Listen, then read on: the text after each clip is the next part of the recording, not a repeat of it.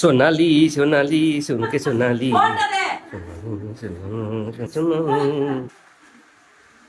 এই যে রানী ভাটারিয়া দেখছেন মুখে হাত দিয়ে বসে পাঁচটা পাস্তা পাস্তা ও রানী কালকে বলছে রানী কালকে পাস্তা করেছে, তোমরাও শোনো। রানী কালকে পাস্তা ভাজা করেছে পেঁয়াজ দিয়ে আলু দিয়ে, ভালো লাগছিল খেতে, কিন্তু পাস্তাটা একটু শক্ত শক্ত হয়েছিল, আর নুন ছিল না, আর লবণটা একটু কম হয়েছিল। তবু যাই হোক করেছে, তো চেষ্টা করেছে। তো রানী বলছে মা তোমাদের জন্য আমরা পাস্তা করেছি। জামাগুলো কিন্তু দারুণ লাগছিল, যা বলে বলো।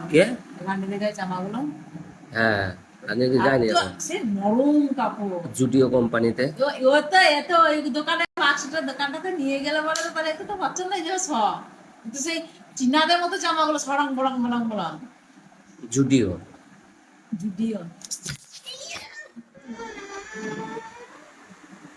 কোথায়? ও তাহলে হবে না, তাহলে আমাদের সোমবার তো বাপিয়ার আমি যাবো দোকান নিয়ে।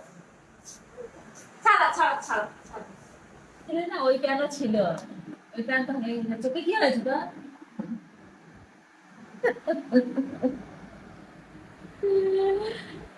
কিন্তু রাশিদের গায়ে একটাও ছিল না, নাহলে রাশির গায়ে নিতাম। জুতোগুলো দারুণ স্টাইলের ছিল। বিকে যাবে, আমি এমনি করে ঠাকুর দেখতে যাবো নাকি? এরকম করে ঠাকুর দেখতে যাবো? বাবারে, সবাই জানে তো নায়িকা, সবাই জানে তুই নায়িকা। সবাই জানে রানী এটা মুখার্জি না না ভাটারিয়া।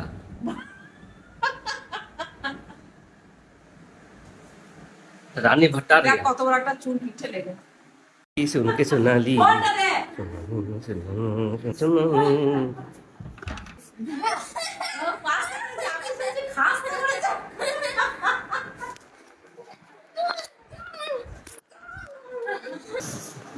তুমি ওদিকে অন্য কাছে নিয়ে যাবে।